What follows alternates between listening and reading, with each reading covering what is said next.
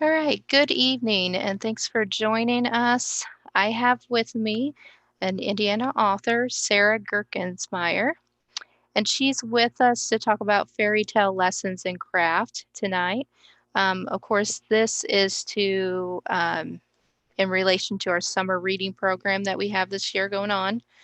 And the summer readings Imagine Your Story.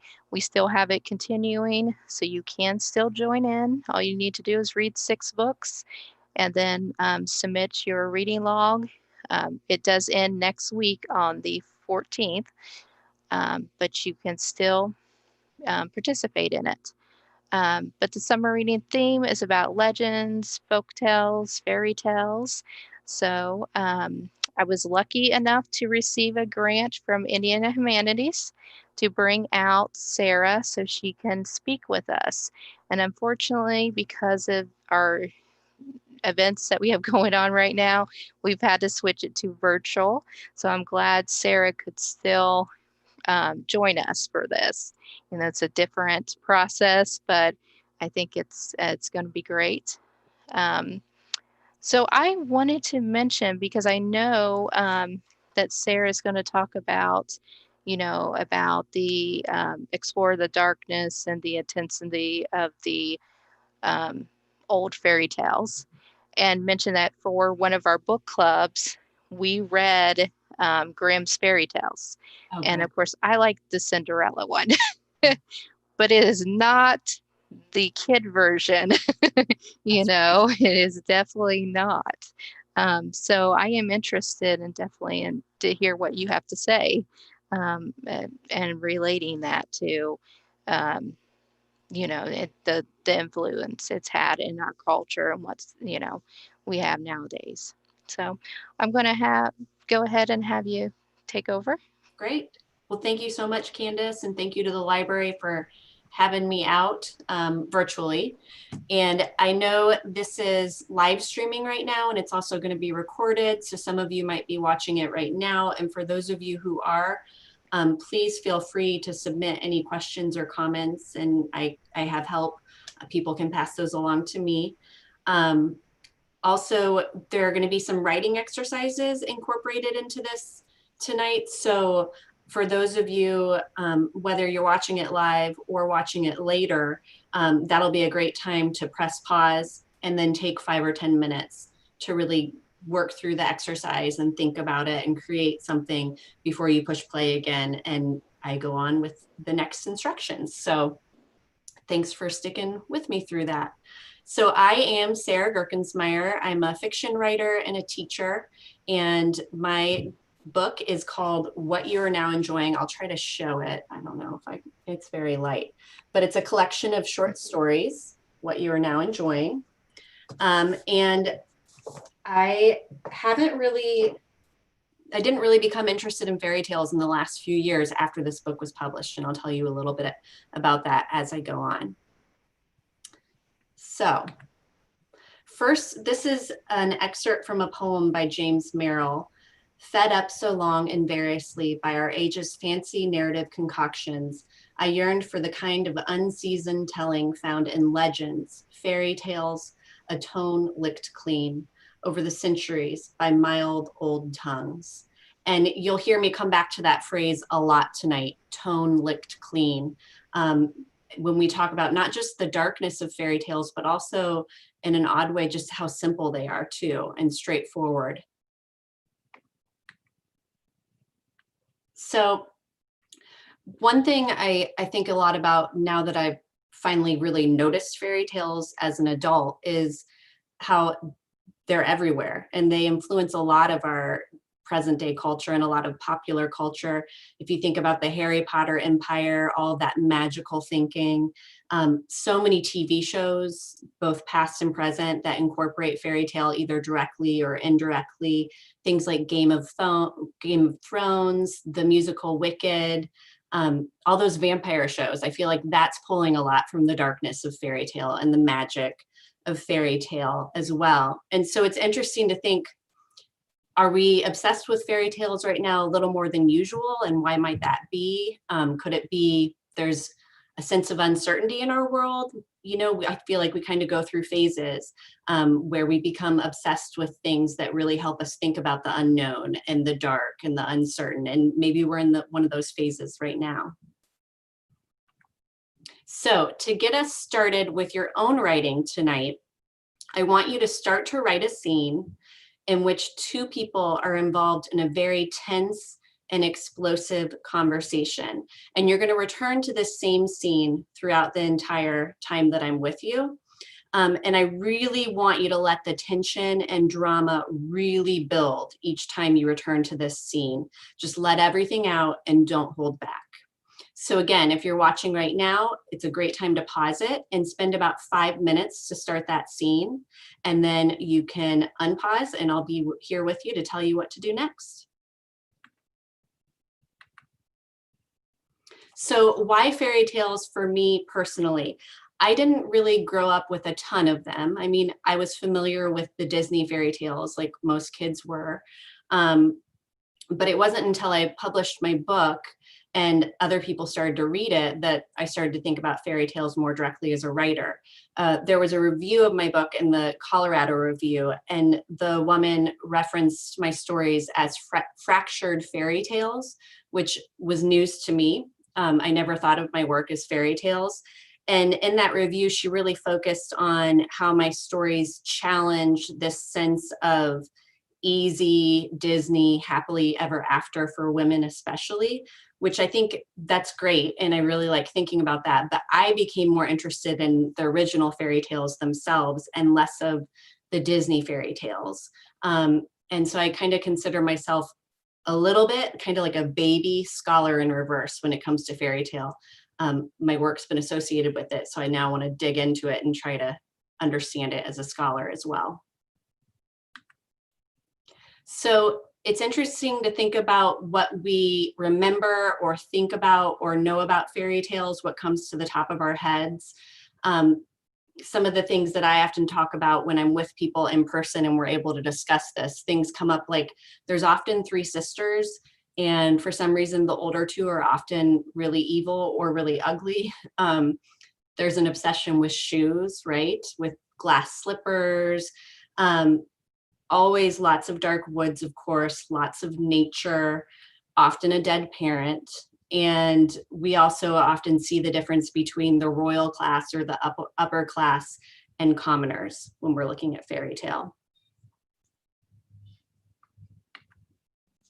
So, like I said, I'm really interested in the dark roots of fairy tales. And the original edition of the Grimm fairy tales in particular really surprised me the first time I started to encounter those tales. So I'm going to read you 2 really short ones right now. And I've got my complete first edition of the original folk and fairy tales of the Brothers Grimm. I really love this edition. It's edited by Jack Zipes, who's a world premiere fairy tale scholar, and I've really learned a lot from some of his writing. So the first one I'm going to read to you is The Children of Famine.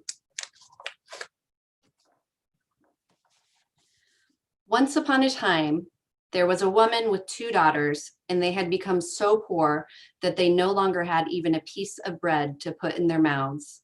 Their hunger became so great that their mother became unhinged and desperate. Indeed, she said to her children, I've got to kill you so I can have something to eat. Oh, dear mother, said one daughter, spare me and I'll go out and see if I can get something without begging. So the girl went out and came back carrying a little piece of bread, which they shared with one another. But it was not enough to still their hunger. Therefore, the mother spoke to the other daughter, now it's your turn to die. Oh, dear mother, she answered, spare me and I'll go and get something to eat from somewhere else without anyone noticing me. This daughter too went away and came back carrying 2 little pieces of bread.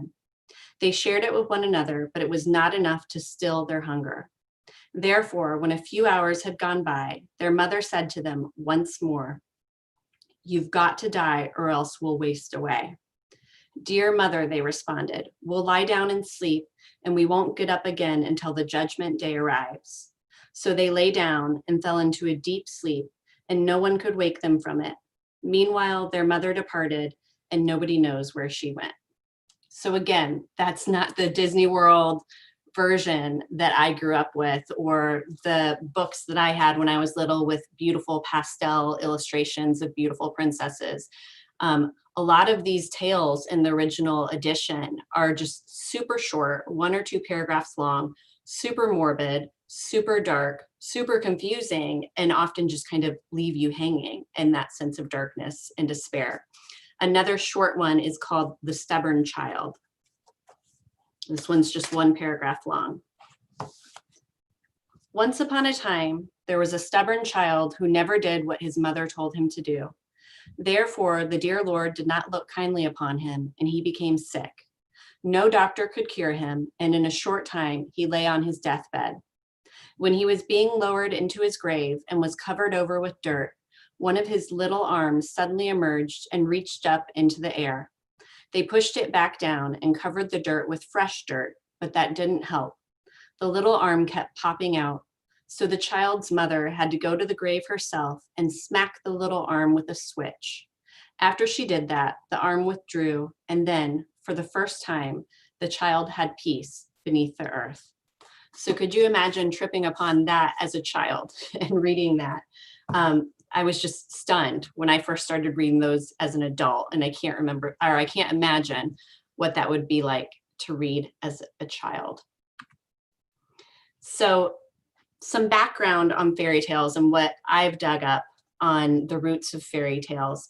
Another scholar that I really admire of fairy tale is Kate Bernheimer. Here's a quote from her. Fairy tales are the skeletons of story, perhaps. Reading them often provides an uneasy sensation, a gnawing familiarity, that comforting yet supernatural awareness of living inside a story. So fairy tales, I think a lot of scholars would argue, have been around forever.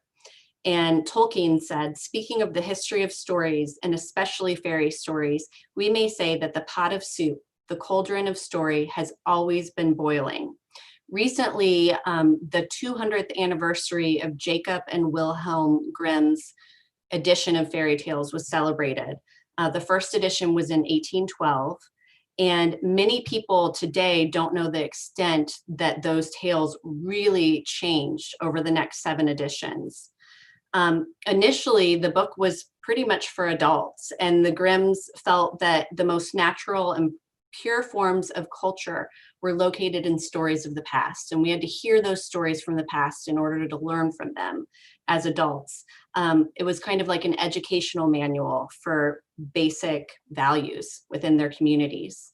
So in the earliest edition, which I was just reading from, there was very little editing or weeding out of especially disturbing qualities, right? Like children who are dying or being abused. And so there's often a really blunt and sometimes even awkward tone to those little stories. And there's little or no description, and they just kind of fall flat. They're dark and simple at the same time. In some of the original tales, there's much more raw content. So Rapunzel in the original version reveals she's been impregnated by the prince. It's Snow White's mother, not her stepmother, who wants to kill her, and so on and so on. So a lot of scholars feel that we need to look at the original fairy tales because the later ones have been sanitized so much. And it's not just by Disney that these tales have been kind of cleaned up and cheered up. But if you look at the 7 editions of the Grimm brother fairy tales, you see in each edition, they clean them up even more and even more. And a lot of theories circle around, well, maybe children started pulling these off of shelves or overhearing adults reading about them and talking about them at night. And so once children became more involved in the storytelling, we really had to shift the direction to make them more childlike and innocent and pleasant. So I'm going to read you one last one that just is the most disturbing I think I've come across in this first edition. And it's called How Some Children Played at Slaughtering. There once was a father who slaughtered a pig, and his children saw that. In the afternoon, when they began playing, one child said to the other, You be the little pig and I'll be the butcher." He then took a shiny knife and slit his little brother's throat. Their mother was upstairs in a room bathing another child, and when she heard the cries of her son, she immediately ran downstairs. Upon seeing what had happened, she took the knife out of her son's throat and was so enraged that she stabbed the heart of the other boy who had been playing the butcher. Then she quickly ran back to the room to tend to her child in the bathtub. But while she had been gone, he had drowned in the tub. Now the woman became so frightened and desperate that she wouldn't allow the neighbors to comfort her and finally hung herself. When her husband came back from the fields and saw everything, he became so despondent that he died soon thereafter. So it's very clear the original edition was not meant for children. And it was meant to really explore some deeply seated cultural conflicts and chaos and disturbances. And they were little tales of warning. So it's so interesting to compare that to now a Disney movie, right? So the fairy tale influence. Nabokov, the novelist, once said, "All great novels are great fairy tales." You can see the influence of fairy tale really in any great literature once you start to strip it back. Jack Zipes, the scholar I really admire, says, "They tell us what we need and unsettle us by showing what we lack and how we might compensate." He also writes about how fairy tales teach us to respect a sense of otherness. He writes, "The exciting thing about tales and storytelling is that they tell us how different we are from one another and how much we are alike at the same time." I think today that can be especially important to think about with things people are going through. What's really interesting is the National Book Awards has a statement that says, quote, "Retellings of folk tales, myths, and fairy tales are not eligible." Kate Bernheimer, the scholar I was talking about earlier, she says that's like saying retellings of child abuse, genocide, infertility, jealousy, incest, violence against women, etc., are not eligible. Fairy tales, like any good story, are going to dig into the big stories of what it's like to be a human being. So how can you ban that? She actually started a petition to get that stipulation removed from the book awards, and I'm not sure if that was successful yet or not. I need to look into that, but I'm excited that she's taken that on. So jumping back into your writing exercise with the argument you began, you're going to continue the scene and continue to just really amp up the tension between your two characters. Layer on as many details as you can, really linger on those details and let that tension build and build as the scene continues. So again, here's a good place to press pause. Take at least a good 5 minutes to do that, but if you keep going, and then push play again, and we will keep going together. So, something fun to do with the scene that you're currently working on. First, I want to think just what are some of the things, big or small, that we think about when we think about fairy tale. We talked about this earlier, and things that you could actually steal as a writer and have fun with. So my list of just random things I think of with fairy tale: Little Red Riding Hood's cape, the magic mirror from Snow White, and the poisoned apple, and that glass coffin, the idea of spinning gold from straw, all the sleeping spells we encounter in fairy tales, and lots of trickery. I'm really struck by the tale of Bluebeard, who would murder all of his wives in the cellar. There's just so much rich things that stick with us. The original Little Mermaid, when she had her legs finally and walked, she felt like she was walking on glass. And that's such a striking detail that sticks with me a lot as well. So here you're going to go back to your argument again and insert one or two fairy tale elements. They can be big or small, like a tiny detail like a shoe or a cape, or big like a theme. And you're going to put that in your scene somehow and see what happens as the tension continues to escalate between your characters. Pause and do that if you're watching.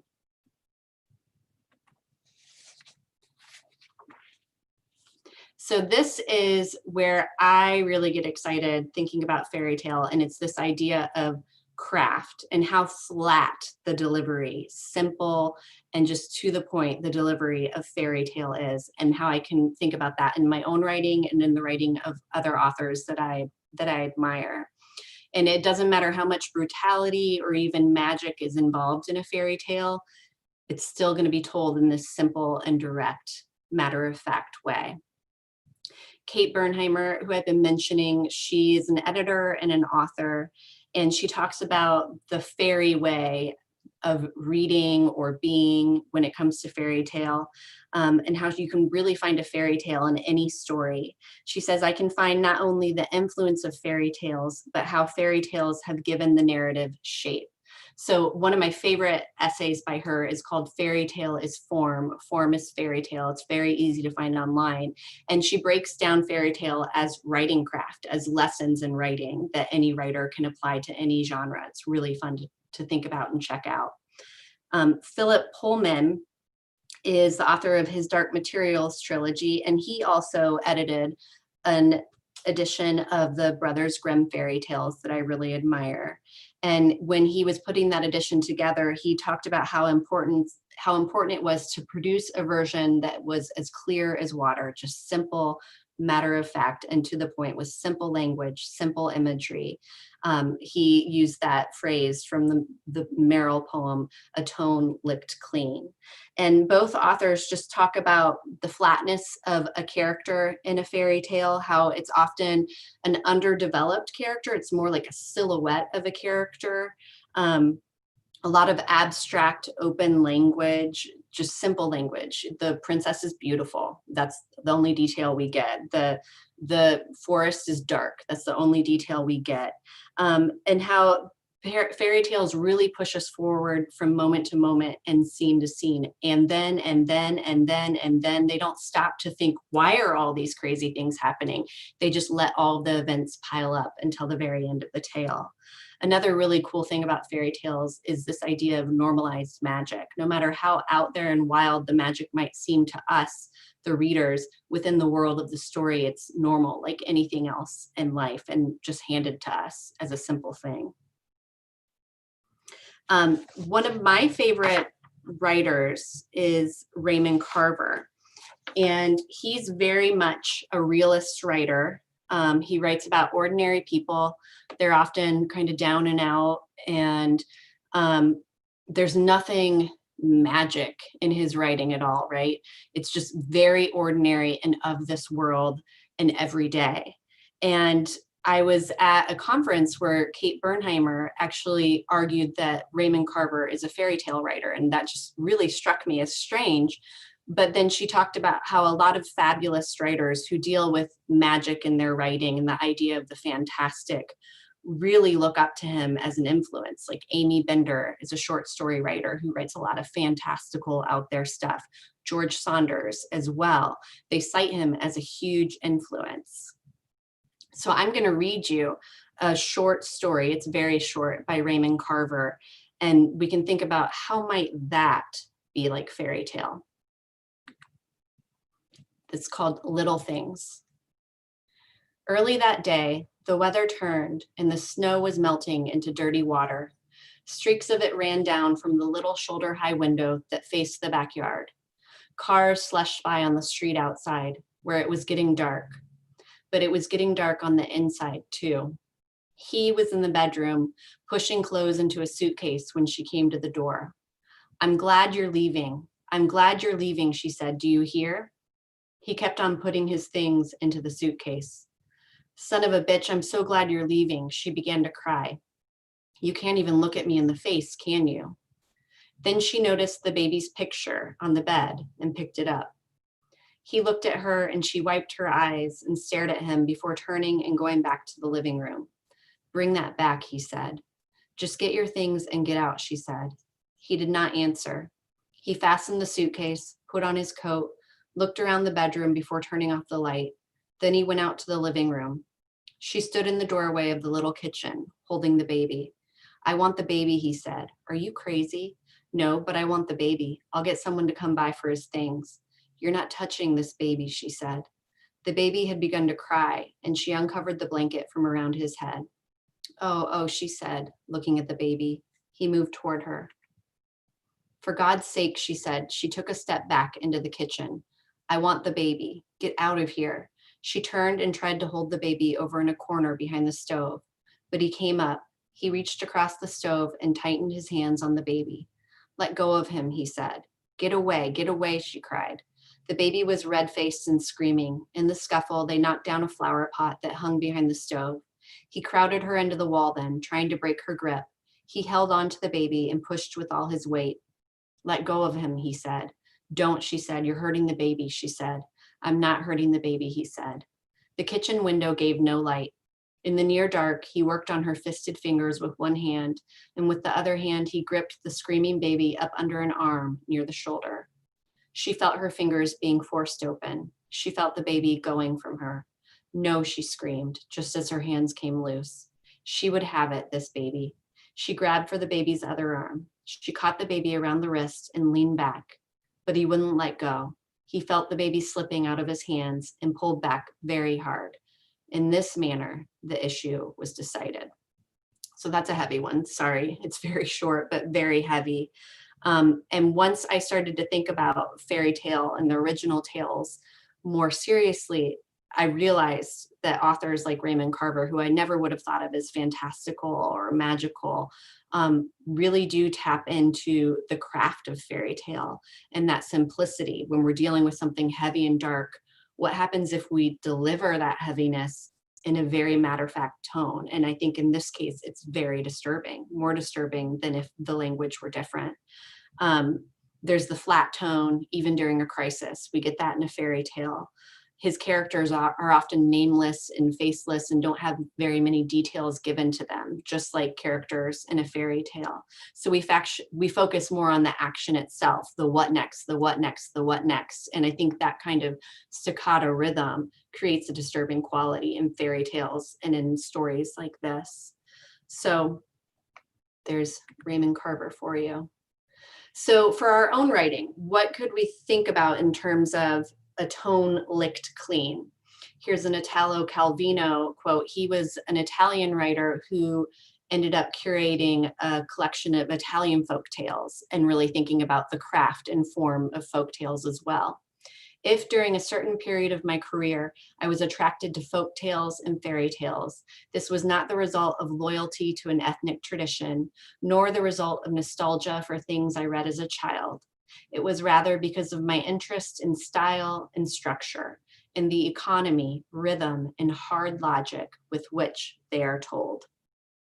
So you're going to return to your argument scene, and I want you to start to mark it up and cross out any excessive descriptions and details. So just mark things up, cross out things that feel round or very developed or flashy or melodramatic or super detailed. If you've given your characters names, cross those out. Or if you've given them a lot of physical descriptions, cross those out. Cross out sections that kind of drag and the plot kind of slows down. And yeah, cross out any just lingering exposition, and just try to get to the things that are flat and simple and direct, and see if you have any of that there in the present scene once you cross those other things out. So before we keep moving on with all of the heavy stuff, and this heavy argument scene that you're now coming up with, I just think it's really important to highlight that it's not all darkness when it comes to fairy tale, even the original fairy tales. With Jack Zipes, he has a really cool story. When he was a boy in 1946, he met Albert Einstein, and Einstein told him that if he wanted to do well in life, he needed to study fairy tales, and that's exactly what he did. And now he's one of the best fairy tale scholars out there. And he talks about how it's often hard to distinguish after thousands of years of retellings what a fairy tale might, quote, be about. On a much more general scale, he says, it is the celebration of miraculous or fabulous transformation in the name of hope that accounts its major appeal. So people have always wanted to improve and to exist without oppression or constraints. And it's that hope that really drives any fairy tale and any good story, no matter how dark or gruesome it is. We're trying to work towards the hope, which I think is helpful to think about when we get overwhelmed by the darkness of these earlier tales. Italo Calvino, who I just mentioned, describes when he was putting together his collection of Italian folklore, he said that time was like a mania and a fever, and he was forever changed by it. And he also tries to put a positive spin on the transformation that comes about in a lot of folk tales and fairy tales. The natural cruelties of the folk tale, he says, give way to the rules of harmony. And although the woods forever echo with the weeping of maidens or of forsaken brides with severed hands, gory ferocity is never gratuitous.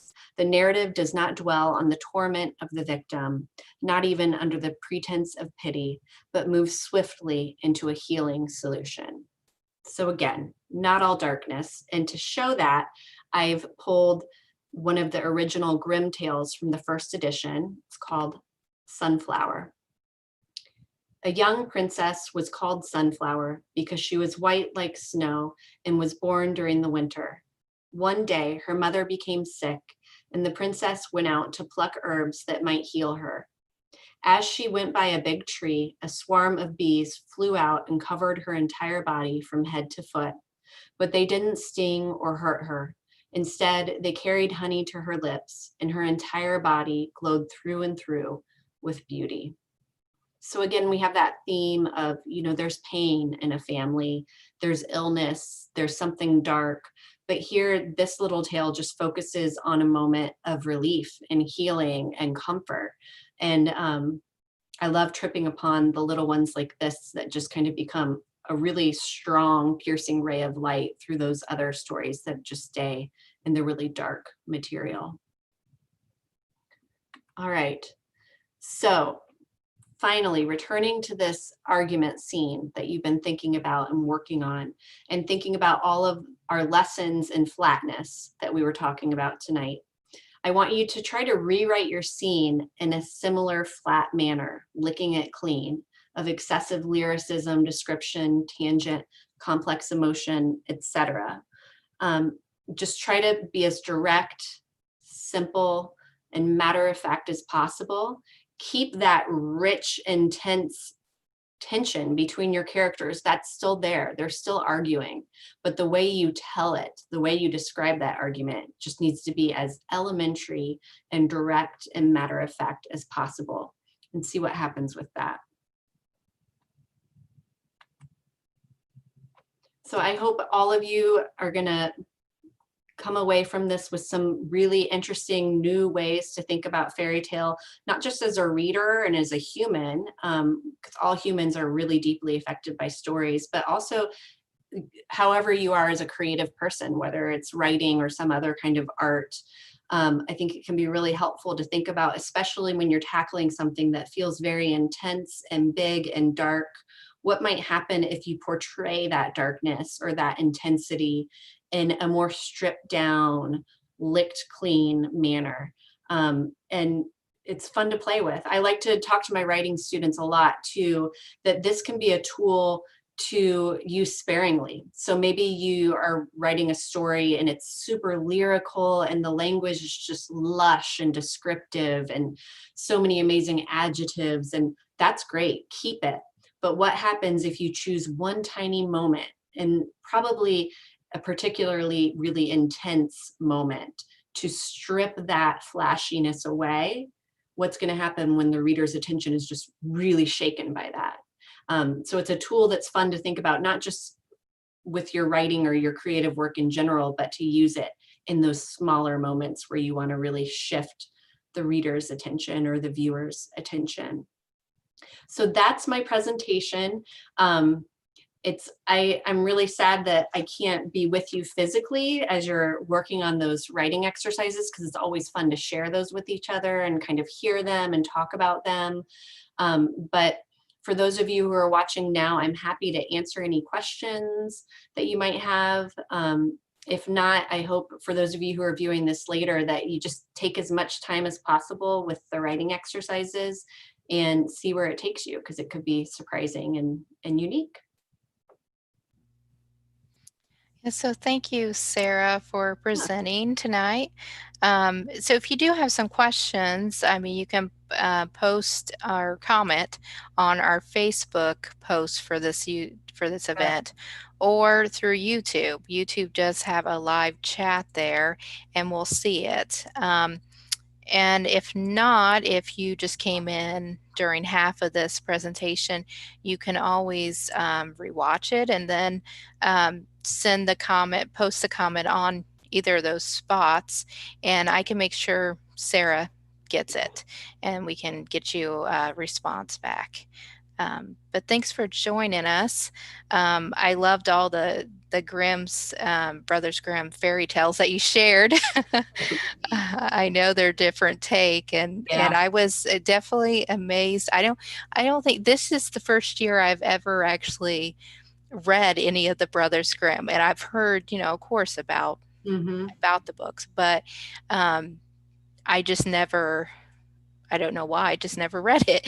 And Yeah. of course, you get the beautiful, glamorous, version, that gets put out there for kids. But Yeah. when you actually read, like, say, the Cinderella version, it's a different story.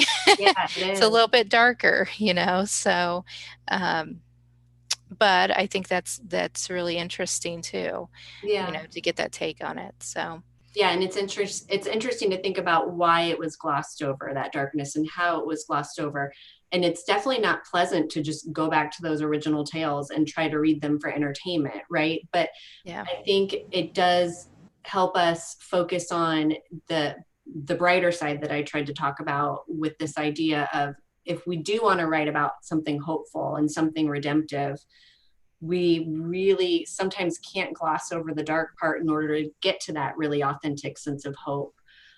So it's not always fun to think about or visit, but it can be helpful, especially if you're trying to write about or make art about something that you think is really important that ties in not comfortable material. So yeah, it's fun to explore, and I appreciate the opportunity to do that tonight with you guys.